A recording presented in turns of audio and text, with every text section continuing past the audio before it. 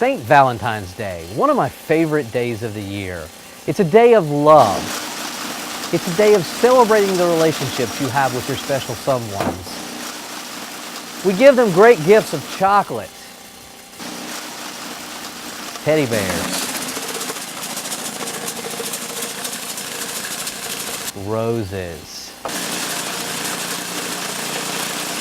It's these small gifts that remind our loved ones that we love them for 365 days. Does your organization ever suffer from mismatched communication? Have you or someone else in your company ever delivered one message verbally while displaying another through their actions or body language? In the video, you hear of the joy and happiness of Valentine's Day, but you can plainly see another message visually. Now in real life, these mismatched communications issues are not always that obvious, but they're just as detrimental to the message.